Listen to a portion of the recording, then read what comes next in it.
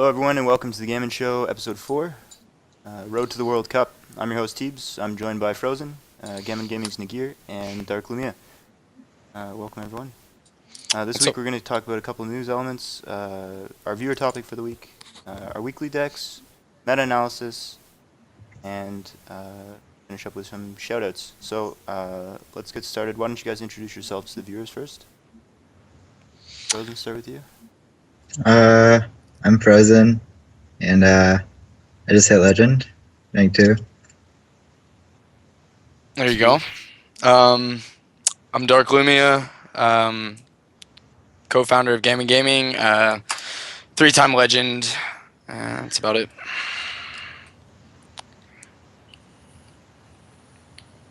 Neghr, your mic's muted, I think, bud. I'm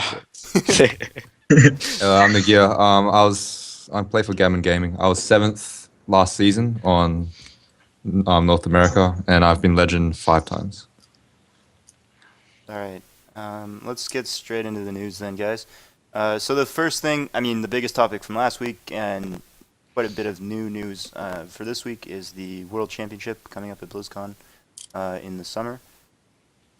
I guess it'll be the fall by then, actually. Anyways, so the new information that we have for this week are the tournament qualifiers that you can qualify for. There's a lot of qualifications to get into this. You have to qualify for the tournament and then top 4 the tournament to actually go to BlizzCon. So the Zotac Cup and the NESL this past weekend were the first announced tournaments that are like community tournaments that will be seeding people into that 130-player tournament. This is NA specifically. So if you win either of those tournaments this past weekend, MYM Blackout and Moonshock won the Zotac and the NASL respectively. So those guys have now qualified. And it seems like, they haven't announced for sure, but it seems like every Zotac and NASL between now and BlizzCon, whenever they cut it off, will give 1 seed for that 130-player tournament. So congrats to those guys. If you're interested in getting into the World Championships, that's a great way to do it. In addition to that, as we know from last week, top 16 in a Legend season will get you an invite to that tournament as well. Neghr, you finished 7th last season, so you're Yes. you're going to be in that tournament. Tell us a little bit more about that. Yeah, so they haven't actually released the final Blizzard post, which confirms what ranks you are. But pretty much like I was there till the shutdown, so I'm pretty guaranteed that I was 7th, possibly 8th, if someone played on the very, very last minute. Okay, but safely But yeah, within so safely within. Funnily enough, only Hyped was the only other player that I know that was in the top 16 the previous season and this season. So I was surprised that not many people tried for it again, because it does affect your seeding, they mentioned. So if you consistently place top 16, you get better seeding for the qualifier tournament. And since the qualifier tournament is so large, good seeding might imply that you get a bye, which is going to be a huge deal. Yeah, that's pretty. One So, sec. in that sense, not only is it a big deal to get top 16 multiple times, but yes, if you get a bye, your chance of actually making it to BlizzCon is significantly easier. And I know, getting into that qualifier tournament is not easy on its own. Then you have to go top 4 in a 130-player tournament to actually make it to BlizzCon, where the prize money is. I don't know if there's going to be any kind of prizing structure.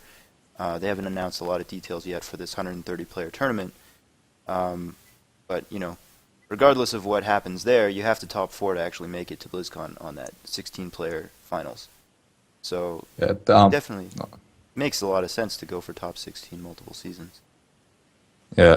Also, the thing is, if you do get the top 4 of that qualifier tournament, they actually pay for your flight and accommodation for the BlizzCon event. So they'll actually, it's not just just the seed. You actually get a prize package as well. So winning top 4 for that tournament, the package was $6,000-ish, it said on their terms, and when I read the terms and agreement thing. Okay, so they're paying So, all yeah. expenses for those 16. Yeah, they pretty much pay like all expenses, like transport to get there, and they say like hotel for the time of the BlizzCon event. So you get like all that extra packaging as well Not to from mention, getting I'm top sure the 4. ticket itself. I mean, they weren't excessively expensive, but they were difficult to come by. I mean, those things sell Oh out yeah, instantly definitely. every time, right? Yeah, it's a What big about deal. Dark Frozen? Are you guys going to BlizzCon at all? Like Well, I'll be getting top 16 this season, so yeah, I'll be qualify for there. the tournament, going that way? Yeah. Okay, none of you Mhm. guys have actually like gotten a ticket through the traditional methods yet. No. No, I played. The only tournament I played was the NESL one, and I lost in top 32. So no ticket yet. Same here. But I tried last season, climbed till I peaked at 16, and I stayed there until the last few days, and yeah, ended up a couple thousand and back to 40. So it's close. I actually played you a few times on the way up. Yeah. Who won? I saw in the last couple days of the last season, Otter ended up actually in 8th, I think, Neghr. So he was one spot behind you. Okay, yeah. He I played. Did never he end actually up- played him the whole time. Did he end up 8th, like at the end? Yeah, from what I saw, he ended up at 8th. Yeah, I Uh, played Otter on ladder a couple times. The official list hasn't come out quite yet, so I mean, so this is somewhat speculation at this point. But people have like video and like they were at rank at the time it went down. So if you're at that point, the chance of getting knocked out of top 16 is almost zero. If you're Mhm. like 15th, 16th, then it might be questionable. But as you said, there's actually going to be the 17th place gets in this season as far as the qualification tournament. So lots of interesting stuff there. Going forward, I mean, there's a few seasons left, but at the same time, the longer you wait, the ladder, harder it's going to be to get in. So anyone out there thinking about doing it, put your best effort in every season, and you'll have a good chance. All right, let's talk a little bit about the new Naxx Rammus card that came out, the Mage one. Have you guys had a chance to take a look at that yet?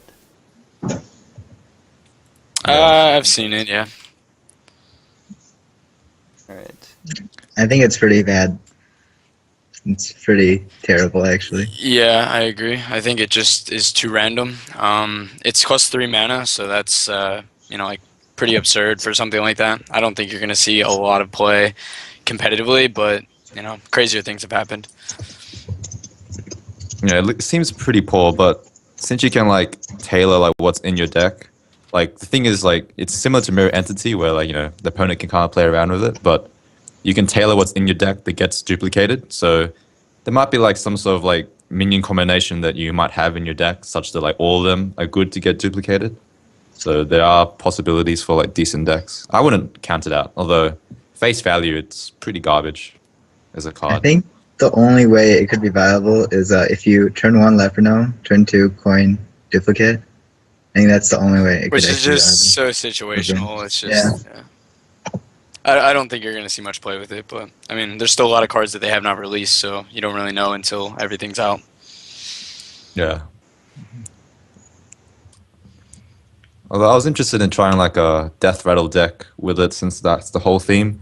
So you can like kind of like spam all those Death Rattle cards and then play around with like a whole bunch of 1-drops with duplicate as well. So you can like kind of just flood the board. It's kind of like card draw in a sense, if you think of it that way. Mhm. So when your minion dies, you can like kind of get that duplicate. So that's what I was thinking of trying. When it comes around. So I think a restrictive factor here is that all of the class secrets have to cost the same mana to keep the element of surprise, right? And the big question is whether or not this card is actually too slow for the mana cost. I mean, it seems to me like, and a lot of people that I've heard their opinion, they say that to get the card off, have a creature, it can't activate on your own turn, as with all the secrets since the change. And then to play both the new copies at their own mana cost, like, I don't know. You're saying, like, in a deck where you have all the minions that are good for duplicate, could be strong. You think it's going to be fast enough though? Well, it's the same pace as like Arcane Intellect, if you think of it that way. Which Arcane Intellect is pretty slow, but like a lot of like the fast decks kind of just run out of cards like pretty quickly. Like by turn 5 and 6, they're like empty. So it could be like at that pace that you still be able to flood the board at that or those turns and still play minions. Although it's not like a viable turn 3 in my opinion. It's probably a bit too slow, similar to like Arcane Intellect. Okay. And then, what do you guys think about in like a control deck, or in maybe Freeze Mage or something, where you're getting a powerful minion that dies, and then you're controlling the game for so long that you actually have the time to play it out? Do you think that's a possibility? I mean, I think the only play that it's going to see is in decks that are more slow. Like, that's kind of what the Death Rattle deck is. It's more oriented towards control. So, I mean, like I said, you're not really going to know until all the cards are out. So, until we see what other Death Rattle effects we have, you're not going to really be able to determine if the deck is viable or not. Okay. Frozen. Yeah, another thing is... Go ahead. I was gonna say another thing is like control is already like so poor. Like there's barely any control decks can live that long to like play all that stuff. So I don't think that's even a consideration. It's more like, how do we survive Zoo, Hunters, like all those aggro decks before we even think of like playing for a control game. Yeah, especially with Mage. I don't think any of their class cards have any good battle cries either for duplicate. Mm-hmm. Yeah. So at which point you're hoping something with maybe Death Rattle gets played, and that slows it down even further. Mm-hmm.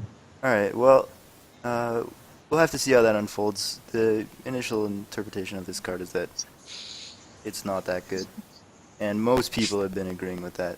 So we'll just have to wait and see how it unfolds. A little bit more news about the Naxx expansion before we move along. They changed the name of the Shaman card already. It got leaked last week and hasn't even been released. From Rebirth to Reincarnate. I don't know why exactly they did that. Apparently people were asking Blizzard to change the name. I don't know what's wrong with Rebirth, but it's now called Reincarnate, so there's that. I think people have too much time on their hands.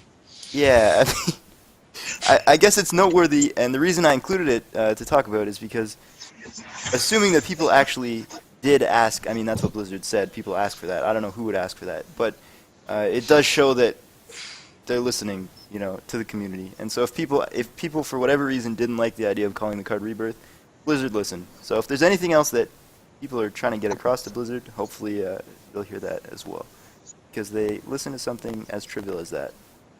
All right, so is this some lore thing? Some lore it might thing. be. It sounds like Red Shirt guy or some lore fanatic said that. Clueless with lore, so I don't know. Yeah, I don't know. I don't know exactly. Anyways, enough about that. Let's talk about ESGN a little bit. So it's been in the news over the last week or two, and it's been kind of rumored and hinted at for a long time. Still no official press releases or statements or anything like that, but ESGN's having very, very significant bankruptcy issues. They haven't filed officially, but apparently they're out something on the neighborhood of 1.5 million euros. A lot of their staff haven't been paid for the last couple months' work. People who, mainly in StarCraft, but people who have attended their tournaments haven't been paid their winnings. What do you guys think about this in terms of concerns for future of competitive Hearthstone and the tournaments? I mean, I think that ESGN was kind of already on its way out the door, so I don't think it's a huge deal in terms of the competitive play. There's other tournaments that are gonna, pick up the slack. Blizzard's already taken the direction of, like doing the seeding tournaments for the World Championship qualifier. So I think it's really not going to have much of an impact at all on the community. Yeah, I was a bit upset because I did enjoy watching the fight nights. It was like something that was there, even though like from a competitive standpoint, the tournament wasn't a big deal, as like Dark was saying, that the Blizzard already has like these other tournaments that like actually mean something towards like the BlizzCon qualifiers and stuff like that. So even though in terms of like a competitive standpoint, it's not really that, but in terms of like content wise, for like the Hearthstone community, it will affect it. I think it is a loss, like just to have like that less like airtime, just like spread the like word of the game. Like other people that watch the fight night, they might have like played like StarCraft and stuff, might like see Hearthstone, then join Hearthstone, which will build on the community. And having a larger community is always better than a smaller one. Yeah, nice to get some like shared viewership between different games with a company that handles multiple esports like that. Frozen, any thoughts on this one? Not really. I didn't really watch Fight Night that much, but from what I saw, they had really, really fun ideas for tournaments, like banning classes and stuff like that. It was just really interesting, though. But sad to see it go. Yeah, I mean, they spent a lot of time and effort, and I think the problem in the end was that they spent a lot of money on these kind of showmanship elements, things that weren't necessarily a part of the competitive play, like you're saying. Like the showgirls that they had in episode 1. Shit, man. Oh, For sure. They're gonna tune Still into entertaining. those showgirls. Damn. And I can only imagine that's where a big part of the 1.5 million euros ended up going. But Bunch of crooks, man. Bunch of crooks. it was fun to watch. Sad to see it go, but it's what happens if you if you spend your money irresponsibly trying to do something like this. All right, so then the only other news here before we move on to the deck content and stuff for this week, just congratulations to Neghr for finishing 7th last season, as yet to be confirmed officially, but somewhere in the top 16 anyways, give or take a spot. And then Frozen for hitting Legend already this season, which is incredibly fast and impressive as well. So congrats to you guys. Let's move along and talk about our decks for the week. So the first one is Otter's Freeze Mage. We were talking about him a little bit earlier in the show. Top 16 Legend as well last season, playing almost exclusively this deck. Have you guys had a chance to play this, or have you run into it on ladder at all? Frozen, why don't we start with you? I ran into it a lot on ladder, and I made some variations to it and played it. It worked out pretty good. I don't like the deck because it's so card draw reliant, and if you don't draw Alexstrasza early, you lose. If you don't draw Freeze, you lose. If you don't draw card draw, you lose. Like, I can see where it's good, because if you do draw well, you can't lose, and it's really not fun to play against. But yeah, I usually, when I see that, I just change to Control Warrior and just 100% win rate against it. Yeah, I ran into it. Well, I took a little break towards the end of last season, so I actually wasn't aware that it was like a deck when I came back like the night before the season end. So when I was playing Hunter on ladder, I had only been using one flare, and it's something that because the deck became, I guess, viable and more popular when I played NESL on Sunday, I decided to actually put 2 flares back in the deck, or add an extra one, just because you can run into Freeze Mage and then you run into Hunter as well. But I mean, 1 flare screws the deck up completely. I played it when I was climbing with Pirate as well, and Pirate runs all over it. So I see where it can be strong. I just think it's a little too reliant on draws. So I wouldn't recommend playing it, but I see where it can be viable. I actually played against it a lot last season. Like, it was probably like the 3rd most popular deck on my the last few days of the climb, and I think it's extremely strong. Like, and it's really hard to play. Like, even though it's frustrating to play against, but to actually play well, I think it's extremely difficult, because you have to really plan out your turns, because you have to plan out like when you have lethal, like how to use all your mana is like perfectly like every turn. I think it's a very, very skillful deck to actually play. Actually had to go myself to play it. Relatively like decent success, but as Frozen said, if you see Control Warrior, you pretty much just have to hit escape and see other options rather than play your card. Yeah, when you see Control Warrior, your best card's probably Concede, for sure. Yeah, I think that's your best play there. But other than that, it destroys like Miracle Rogue, and it beats like pretty much every other deck except probably Paladin with heals, if they play intelligently, like heal after Alexstrasza. Yeah. But yeah, it's extremely like powerful deck and quite difficult to play. That's why, like, if you actually looked at the ladder, like Reels has been trying this deck for ages yet. I'm not sure if he even made top 16 last season. So I think there's a lot of like, yeah. I know he was playing. I think I actually ran into him on the ladder, if I remember correctly. It might have been Reels that I played at one point. I don't think he ended up in the top 16 though, but I know he was a big innovator of trying to get the deck more noticed in the scene. Yeah, definitely. So like, yeah, even him playing it like so often, yet he still couldn't really reach it. Yet Otter did it. So like, you know, it's big props to the skill it took to actually play this deck straight to top 16. It's pretty commendable. I know Otter's very familiar with Mage too. I'm pretty sure that's like his main deck. I know he pretty much invented the aggro Mage, or at least was one of the first people to play it when it became popular. Mm-hmm. Yeah, I talked to him a little bit on ladder. I met him in one of the NESLs about a month ago, and I've seen him play nothing but Mage since then. So definitely, if somebody's going to be the pilot of a list like this, it would not surprise to see him reaching success with it. One of the cards that's most interesting to me in this build, for some reasons that are less than obvious, is the Doomsayer. Some of the combos are pretty straightforward, either Blizzard or Frost Nova plus Doomsayer, and clear the board with that. But a lot of the plays that Neghr is talking about, which are like very skill dependent and not obvious at all, are playing Doomsayers at a critical turn on an empty board or even on a single card for tempo. You know, decks are going to hit that, you know, turn 5 Drew to the Claw drop, or, you know, whatever rogues hitting their turn 5 or turn 6, you know, auctioneer play. And I saw Otter quite a few times Doomsayer on an empty board or on a single creature, which doesn't seem like great value, but gets a significant tempo swing. And that's the kind of play that, you know, an inexperienced player is not going to be able to make consistently and actually get results with. Some of those, you know, some of the cards in here are pretty unorthodox as far as how you use them.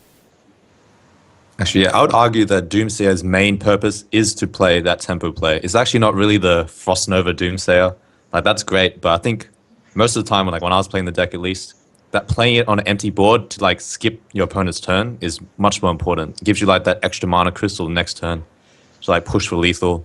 Yeah, so like I think that is the main reason for the card. That's kind of why you need two of them, in my opinion at least. I think that's the strongest point of the deck, of the card, is to like play it before they develop their board. So it's like a pre-sap, if you think of it that way. Mm-hmm. Yeah, I agree. I think the Doomsayer is probably the most skillful card in the deck, and it's one of those things that just completely changes the tempo of the game when played correctly, like you said. So it's something that comes with practice and everything. That's probably why Otter saw so much success, because he's been playing it for a long time. Mm-hmm. Yeah. All right, let's talk a little bit about the Face Rogue build then. We were having a little bit of discussion here as to who made this deck before the show started. I saw quite a few people on ladder at the end of the season running this, both top tier legend as well as in the lower ranks. From what I was hearing, it seemed to be quite popular. So this deck, I mean, you can see it's kind of a cross between the Leroy finisher that you traditionally see in a Miracle deck and the tempo kind of early board presence that you see in those types of decks. Have you guys seen this much on the ladder at all, especially at the end of the season or any other time? Yeah, like actually, towards the end of the season, like all the rogue players that were at the top of the ladder, like I noticed, all of them swapped to this deck. All of them swapped to like a variant of this deck. Every single one of them. I know like Hype was playing it, Backspace was playing it. Yeah, pretty much like every single like rogue player was playing like a variant of this deck, which is, I don't know, because the main reason it beats Miracle, like destroys it if you get a decent draw. Like, you know, I think it's probably like 80% against Miracle. And it allows you to like to beat like a lot of other decks like that you had trouble with a lot easier. So like it's pretty much just Miracle with like a lot more aggression. So yeah, it also like beats Handlock with like a Cold Light addition as well. So I think that's the main reason they swapped to it is because Miracle was kind of dying. I couldn't really like handle like the current meta that was in. Like there was a whole bunch of Handlock. Zoo, in my opinion, is actually not that easy for Miracle. If you don't draw a backstab, you just lose the game. And all the paladin aggro, all the freeze mage you can't beat. So yeah, this rogue is like slightly different variant of like Miracle, like the same idea where you just kill them really fast with the Leroy combo, but you just have like consistent damage throughout rather than like the card draw option, which is the Gadgeton idea. So, I mean, one of the combos in here that's fairly similar in theory to the Leroy finisher is with the Arcane Golem. You can get some pretty crazy burst numbers out of that thing significantly earlier than the Leroy. I'm a Miracle Rogue main myself, and I've played this on ladder, as Neghr is saying. Pretty much all the rogues switched over to this build. I remember one particular game I had a poisoned weapon, 1 charge left over from turn 5, and then on turn 6 I did 19 damage with Arcane Golem, Shadow Step is 4, Arcane Golem again is 4, Shadow Step, Arcane Golem again, so that's like the Leroy finisher, but at only 5 total mana instead of 8 for 2 uses of Shadow Step, and then 1 Cold Blood plus the weapon. It's like the combo is essentially the same, but the amount of mana it takes to pull it off is significantly reduced. So you're able to, outpace a lot of those decks like crazy. Like, just pull your miracles off real early, and you win with that Shadow Step Cold Blood play. What do you think in terms of playing against Zoo? Was Zoo worth teching in like the Blood Knight in this build? I'd assume that's why it's there. What do you guys think about that? I mean, I'm not too familiar with the build because, like I said, I wasn't playing for about 2 weeks at the end of the season. But I have seen it, and I think that the Blood Knight is very strong, mostly because not only is it beneficial to a lot of the aggro decks, it's beneficial against Zoo, it's beneficial against the Paladin aggro that we're seeing a lot more play, and also you play the Argent Squires, so like you have the ability to just use it on your own Argent Squire, so it's just extremely strong, and then even if you don't get to use the effect, it's still a 3/3 for 3. So it's essentially like a third Earthen Ring Farseer in the deck. Or like obviously it doesn't play Earthen Ring, but like it's the Earthen Ring of this build compared to Miracle. So I think it's very, very strong. Yeah, it's definitely a strong attack card. It's also really good against Shaman too. Like, it's overall, I don't think there's another card you can replace inside that will make the deck any better. And it's by itself, it's a really strong deck. It can even beat like control decks, like Druid, mid-range decks, because of its insane burst. With a perfect draw, it can even beat like Control Warrior. Mm-hmm. Yeah, actually, I'd say it's actually not that, like, I think it's probably like 60% against Control Warrior. Like, just because of the fact that you can put minions on, and then the warrior has to like pretty much move that minions with like his health, because he just runs out of removal because you have just so much shit on the board. Then eventually, like, you just burst them like out of nowhere. Also, most people I've found ran Mukla instead of Blood Knight when I was playing against them. Oh yeah. The last couple days. Okay, that's I think that was just mainly because the fact there was nearly no Zoo. Like, past like top 100 legends, I played no Zoo at all. So I think that's the main reason why they just swapped it out to Mukla. It was pretty much just like handlock, warrior, freeze mage. Yeah, it makes a lot of Yeah. sense. Darklumiya. I was thinking Big Game Hunter might be suitable in that 3-drop slot if you're running into a lot of handlock. Yeah. I feel like the Mukla is stronger than the big game. The big game it doesn't synergize well with the deck really, and it's just if you play against Miracle, like it's dead in so many different matchups. So I think that if you're playing against Zoo, you can run them. If you see a lot of Zoo, you play the Blood Knight. If not, I think Mukla is a better choice over big game. Yeah. Okay. And then the only other thing that stands out to me with this deck is that it's only running 1 sap. Why is that really not an issue? Build. It's very bursty. Like, just look at the deck. It's so quick. I think if it gets to the point where you need 2 saps, you probably lost already anyway. I think 1 is fine. Fair enough. It depends on the meta, because like Tempo Rogue uses 1 sap like traditionally.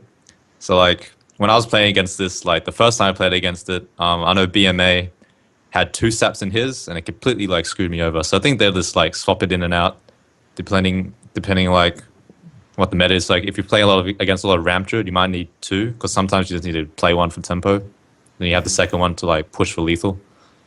So I guess it also just depends. I guess there's a lot of like cards you can swap out. That's kind of the nice thing about the deck. Like the Fairy Jags, you can swap out for like Defias and SIs and Blood Knight. You can swap out as well. Same with the Thalnos. So Like there's plenty of cards you can just like mix and match. essentially though, sap is damage pretty much because you have a lot of 1-drops and you can basically sap their 2-drop and get in damage with it. I kind of like 2 saps. Yeah, that's the card to me that was like pretty much every rogue build that I make personally. I like 2 saps is one of the first things I put in when I go through it. I mean, it's so good against Handlock and Ramp Druid and all these control decks, but it's also great for tempo plays against faster paced stuff. So that's one of the cards that I was wondering about the most.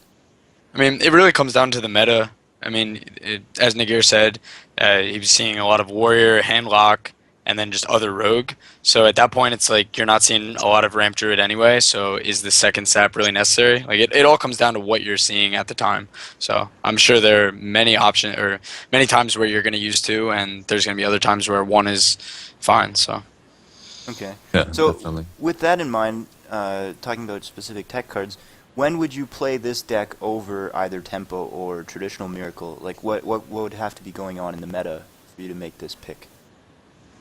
Oh, I think as Neghr said, if you're seeing a lot of Handlock and Warrior, I guess, and everybody's playing Miracle, you can counter it with this deck. I think this is a deck that you don't really want to be playing so much at the beginning of a season, like when you're climbing through the ladder. I think it's something that you would swap to once you get towards the lower ranks or even Legend rank. It's more of a niche deck. Yeah, for sure. A bunch of people are running this near the top of the ladder.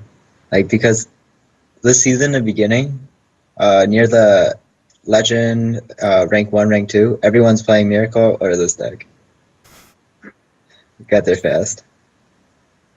And how does Yeah. this fare against the Freeze Mage then, in comparison? Because the Freeze Mage is built to prey on those traditional Miracle decks, right? Is this fast enough to have a shot, or is it fall victim to the same issues? I think it definitely has a shot. I mean, it's fast. I played against it using both the Pirate aggro and Hunter aggro. I mean, if it opens out the gates with Leper Gnome or even like, I guess Squire, pretty much if it just opens out of the gates with its 1-drops and just gets the nice mana curve going, I think it can easily get through Frost Mage. I mean, obviously if Frost Mage draws the nuts, there's nothing you can do, but I think this gives you a decent chance at least.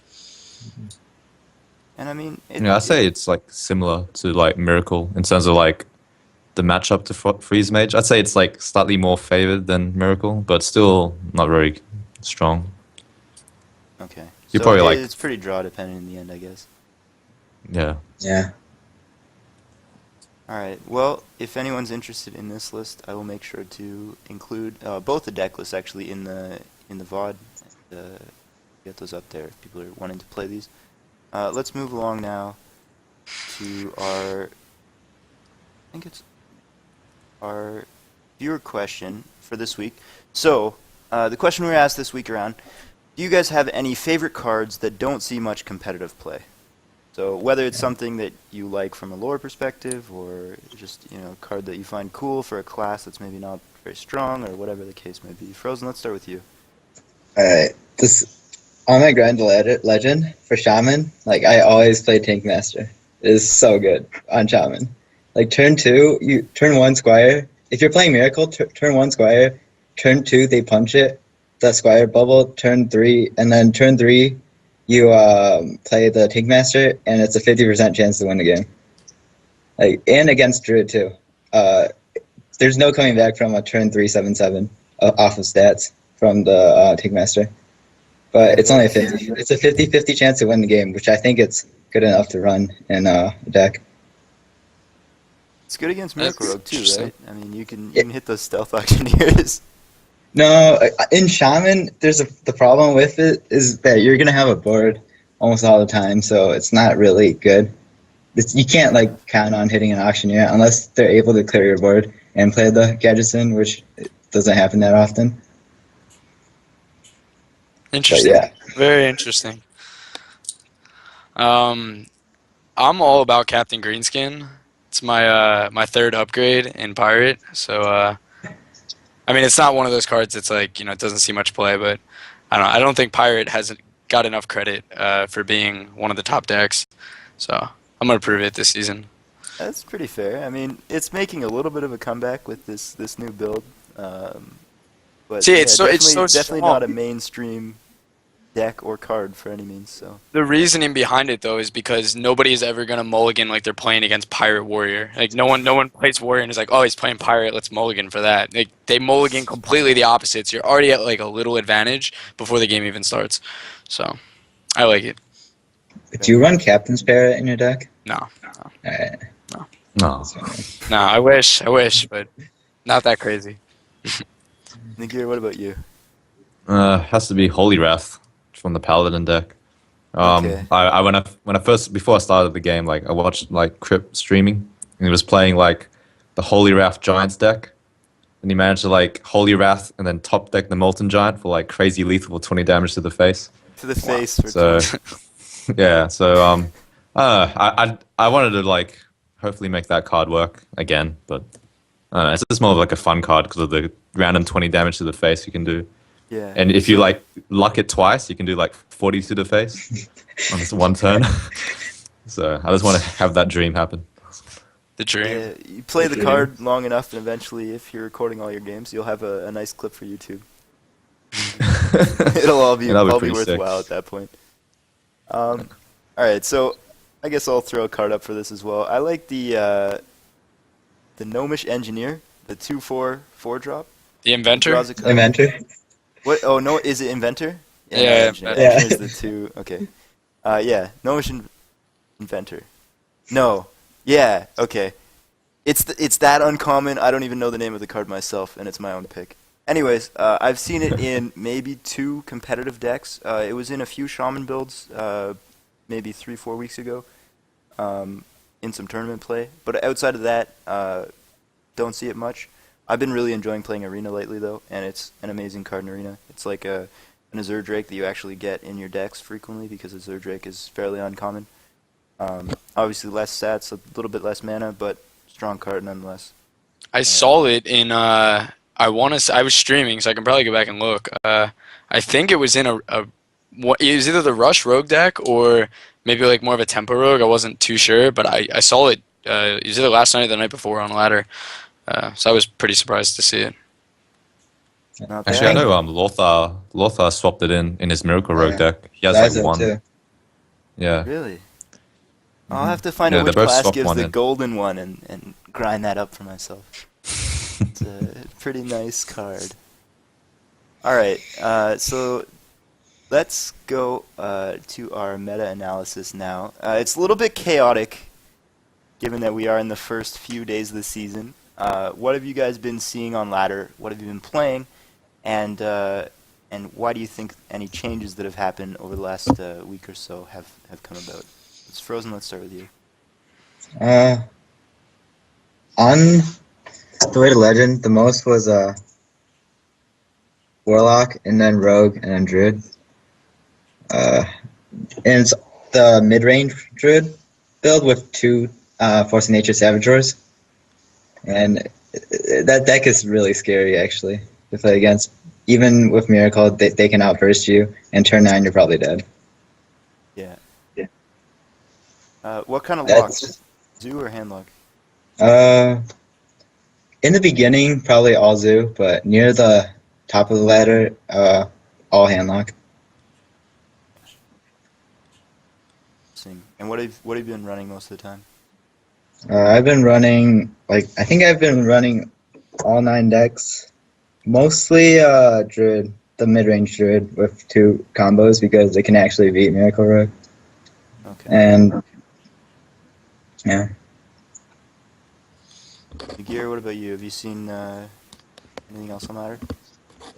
I'm still I think I'm like 9 or 10, something like that. So I haven't really actually played too much ladder, but for what I've seen, it's just like the same as the start, like at the bottom. Since that's still where I am, it's just like pretty much zoos every second game, and then every other game other than that is like going to be some weird face paladin deck. Everyone's just playing something fast at the moment just to grind out games. So I've just been playing Control Warrior because I'm close to, well, not close. I'm halfway to like Golden Control Warrior. I mean Golden Warrior. So that's pretty much all I've just been playing just to like move it up. But yeah, I think I might like swap around, maybe play a bit more Shaman. Yeah, I was playing. Well, I've been swapping back and forth between Pirate and Hunter, depending on the matchups and everything. I think the majority of the decks I've seen have just been a lot of Zoo. The aggro Paladin has kind of seen a rebirth, but it really, it does every season at the beginning. I haven't played much at all yet, though. I think I'm right in the same boat as Neghr, like rank 9. So I think that Zoo is just going to be dominant all the way down to like once you get to like 5 and 4, like at that point it's going to swap to Handlock. It's what it always does. I mean, I think right now just playing any type of rush deck is probably like the best way to climb quickly. But we'll see. So fairly standard start of the season, first couple days trend being established over the last couple seasons then. I mean, this is very similar to what we were seeing last season in the first few days. Definitely seems to be a recurring theme. I've been playing almost exclusively Priest myself on ladder.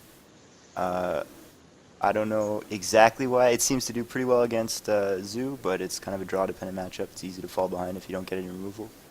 But I've been running him as Chili Wins deck, and it's been going pretty well. I'm a few ranks below you guys. I'm like 11 or so. I think rank 9, I mean, you guys are talking it down. On the grand scheme of things, that's pretty reasonable for how early in the season we are. Frozen's just making us all look bad.